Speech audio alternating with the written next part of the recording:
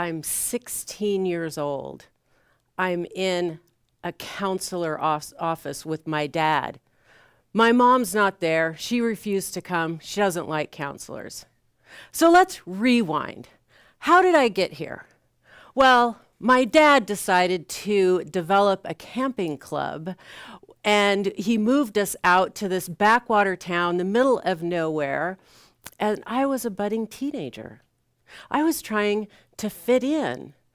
I was fitting into all the wrong places, though. I was smoking and taking drugs and skipping school, and my parents did not know what to do with me, hence the counselor's office.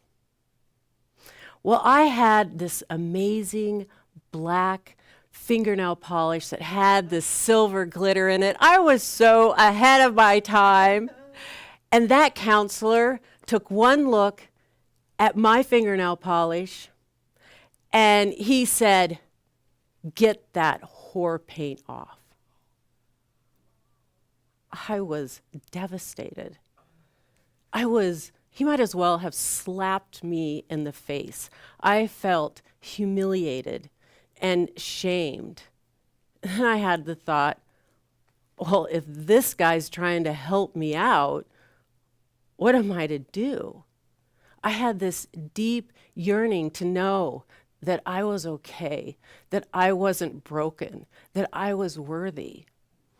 And I was being judged by the town that I lived in, by the decisions that I made as a teenager, and the fingernail polish that I wore. And I made up some beliefs about that. I made up that I wasn't worthy, that I didn't matter, that somehow I was the kid that wasn't going to make it. But then there was this other voice, this other part of me, and I now call it the voice of resilience. And this voice is our champion. It knows deep down that we are magnificent, that we are unique and essential, and we are here for a reason. Well, about a year later, I find myself in the high school parking lot. I'm taking a cigarette break, and I'm watching two of these 21-year-old guys doing a drug deal, and I'm thinking, when I'm 21, I don't want to be back here at this high school. And then I had this thought that changed everything for me. What if I live past 21? What if I did matter? Who would I want to be? What would I want to do? Where would I want to go? I was seeing a bigger world, a bigger possibility for myself for the first time. And why that's important is because I had a shift in mindset right then. And I stopped focusing on surviving my circumstances and to considering what I wanted, what I would love. So I started to follow my interests. Rather than focusing on my limitations and my fears and those I can'ts, I started to focus on, well, what would I love? And what if it was possible? What can I do? And Henry Ford has a great quote. Whether you think you can or you think you can't, you're right. I started to follow things that I thought were interesting. I was interested in architecture and solar energy, and so I took some community college classes, and I actually was paid to draft up blueprints for a home, and it's built outside of Vancouver, Washington.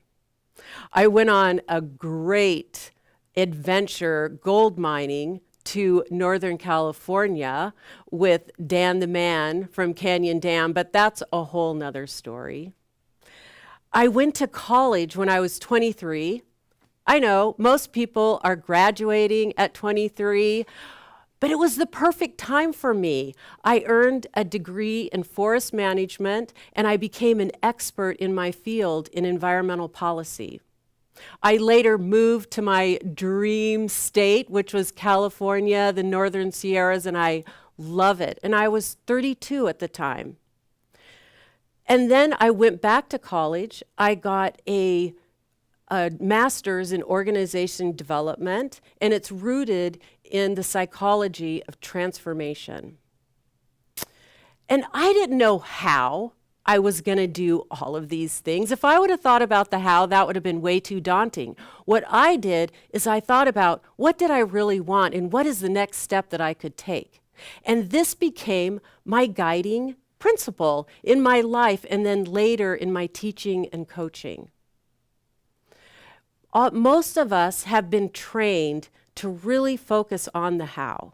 And if we can't figure out how to do it, we just don't do it. And I'm here to tell you that you don't need, that's not your job.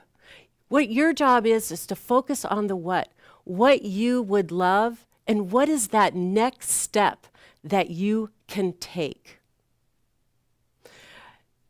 So where are you letting the how stop you? Where are you saying, I can't, to your dream?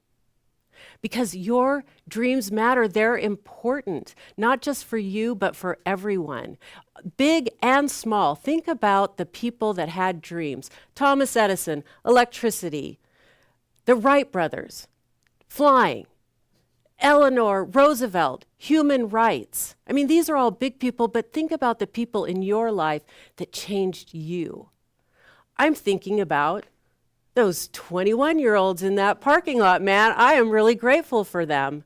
But I'm also thinking about that teacher in high school that treated me with respect and dignity and fanned the flame of possibility in me.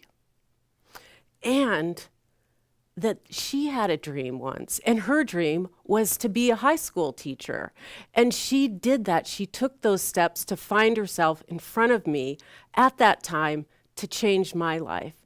And you do that for others. And it ripples out into the world. Some people think it's selfish to ask for what you love, but it isn't. It's not true. When you align yourself to what you would love, the world rearranges for you.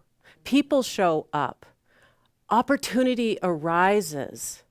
You have inspired ideas. You take action. That's when the how shows up. That's when the magic begins. When you get really clear on what it is that you love, and then you start taking action towards that, the path just magically and naturally unfolds before you. Because we live in an evolving universe. Our universe evolves through us. It evolves through you. It evolves through your ideas, your desires, your dreams.